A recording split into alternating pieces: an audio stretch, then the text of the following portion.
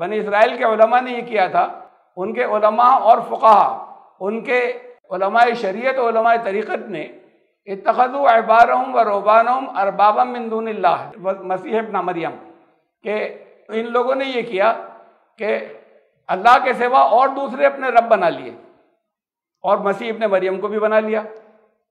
तो उस पर यह हुआ कि हज़रत अदी बिन हातिम ने सवाल किया कि या रसूलल्लाह, इनमें रहते थे पहले वो, कि अहले किताब या ये यहूदी या ईसाई ये ऐसा तो नहीं करते, उनको अपना रब तो नहीं कहते, जो और दूसरे जिन्हें शिर्क करते हैं हज़रत, उनको अपना रब नहीं कहते। तो उस पर रसूलुल्लाह सल्लल्लाहु अलैहि वसल्लम ने सवाल किया, या ये मैं यहाँ से दिखा रहा हूँ इस रिवायत को, मतलब शुरू से वो पूरी नहीं लिखी जो मैंने बोल दिया आपको, इससे पहले का हिस्सा लंबा होने की वजह से। तो अदी बिन हातिम से ये रिवायत, तो आपने फरमाया कि वो लोग उनकी पूजा तो नहीं करते, लेकिन जब वो लोग किसी चीज़ को हलाल कह दें तो लोग उसे हलाल समझ लेते थे। ये स्टेटस बनाया हुआ था उनका कि ये जिसे हलाल कहेंगे उसे हलाल मानेंगे, वो जिस चीज़ को हराम कहेंगे उसे हराम मानेंगे। तो क्या ऐसा नहीं होता था? तो उन्होंने कहा ऐसा तो होता था। फरमाया कि यही उनको रब बनाना है और यही उनको शरीक करना है। तो क्या करते वो बनाए, भाई तुम्हारे पास भी अल्लाह का कलाम है ना, उससे देखते कि उससे कोई टकरा तो नहीं रही है उनकी बात। अब वो जो भी अपनी लिस्टें जारी करें उसे लोग मान लें और उसके पीछे चलने लगे। तो कहा ये उनको रब बनाना है और यही शिर्क है। तो हलाल और हराम के मामले में फिर इस बात पर पिछली उम्मतों के सिलसिले में कहा कि लोग अब इसे समझ नहीं रहे कि ये शिर्क है। कुरान ने इसे, रसूलुल्लाह सल्लल्लाहु अलैहि वसल्लम ने ये वादे किया कि ये शिर्क है कि इनकी बातों पर खाली चलो और जो कुरान से टकरा रही हैं, जो अल्लाह के कलाम से टकरा रही हैं हलाल हराम के मामले में, तुम इनकी पैरवी करने लगो, ये शिर्क है, तुमने रब बना लिया इनको। ये खाने पीने से मुताल्लिक़ नहीं है, लेकिन मैंने डिस्प्ले की है ये आयत, सूरह आराफ की आयत नंबर 32। बहुत सख्त अल्फाज हैं इसके भी, क्योंकि हराम तो बहुत सी अशिया हैं। तो ये तशरीह चल रही थी खाने पीने की चीज़ों की, ये खाने से मुताल्लिक़ नहीं है। लेकिन देखें कि इसके अंदर कितनी गड़बड़ हुई है। कुल मन हर्रम ज़ीनतल्लाहि अल्लती अखरज लिइबादी व तय्यिबाति मिनर रिज़्क़, इनसे पूछो कि कौन हराम कर रहा है। अल्लाह ने जीनत निकाली अपने बंदों के लिए रिज़्क़, रोज़ी में से पाकीज़ा चीज़ें, और अल्लाह ने अखरज लिइबादी, उनके लिए जीनत निकाली अपने बंदों के लिए।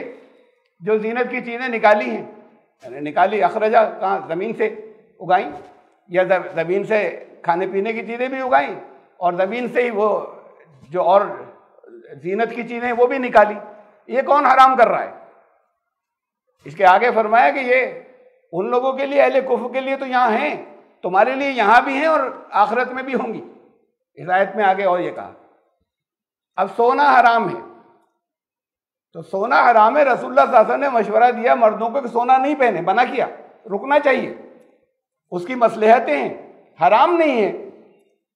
ये हराम हलाल जो है हराम नहीं है, उसकी बहुत मसलहतें हैं, करेंसी की बेस है वो। लोग मर्द भी पहनने लगे, औरतों को अलाउंस दे दिया, उनकी रियायत रखते हुए कि इनको जीनत इख्तियार करने की ज़्यादा इजाज़त है। मर्दों को रोका, हदिये के सोने चांदी के बर्तनों से भी रोका कि घर में ये चीज़ें जो करेंसी की बेस है, पहले चांदी भी थी अब नहीं है, आज की दुनिया में सोना ही बेस है, ये अगर होल्ड होने लग जाएंगी, जेवरात में लगने लग जाएंगी, पहनने लगेंगे लोग, बर्तन बनाने लगेंगे, अपने छपरकट बनाने लगेंगे सोने के, तो उससे ये करेंसी की बेस है, इकोनॉमी पूरी मईशत मुतासिर होगी। तो रसूलुल्लाह सल्लल्लाहु अलैहि वसल्लम ने मना किया, इसलिए मना किया, उसकी हमारे सामने उसकी वजह मौजूद है। अगर कभी किसी दौर में वो वजह नहीं रहे तो वो हराम नहीं है, तो हराम तो हमेशा के लिए होगा जो कुछ होगा। अब ये चीज़ें जो है उसे हराम करार दे दिया, रुकना चाहिए। रसूलुल्लाह सल्लल्लाहु अलैहि वसल्लम, कुरान ने कहा कि नबी जिन चीज़ों से रोके रुक जाओ, जो तुमसे कहे करने को वो करो, जिनसे रोके रुक जाओ, तो रुकना है। लेकिन रुकने का मतलब वो हराम नहीं है, वो जिस मसलहत से, जिस हिकमत की वजह से किसी चीज़ को रोका गया है, अगर वो न बाकी रहे तो फिर वो इस्तेमाल की जा सकती है, अगर हिकमत और इल्लत के ऊपर पहुँच सकें तो। एक ये हदीस भी देखें, मुस्लिम की हदीस है, इन्नी खलक़्तु इबादी, मैं खाली तर्जुमा पढ़ देता हूँ कि मैंने तो अपने सभी बंदों को दीन हनीफ पर पैदा किया, लेकिन शैतानों ने उन्हें उनके दीन से बहकाया। और ये दीन से बहकाना क्या है? अब ये दीन से बहकाना है कि उन पर उन चीज़ों को हराम कर दिया जिसे मैंने उनके लिए हलाल किया था। ये शैतानों ने किया और इससे दीन बदला है और इससे दीन बिगड़ा। ये दीन हनीफ नहीं बचा। बहुत सख्त है, जहां जहां भी हलाल हराम से मुताल्लिक़ हदीसें भी हैं, कुरान की आयत भी हैं। ये अपनी जगह पर है, जो मैंने अभी आपके सामने मफहूम रखा था कुरान की आयत कि देखिए हराम लफ्ज़ नहीं है। वमा आताकुमुर रसूल, रसूल जो कुछ भी तुम्हें दें फ़ख़ुज़ूह, उसे पकड़ लो। वमा नहाकुम अन्हु फंतहू, जिस चीज़ से रोकें उससे रोको।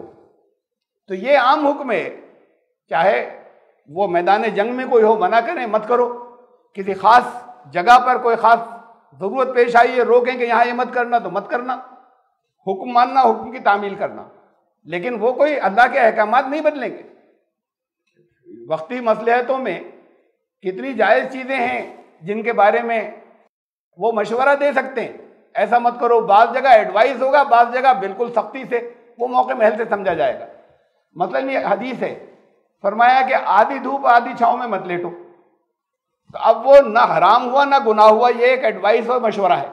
मेडिकली गलत है, आधे के ऊपर, आधे जिस्म पर गर्मी हो और आधा जिस्म जो है ठंडक में हो, इससे नुकसान पहुंच सकता है।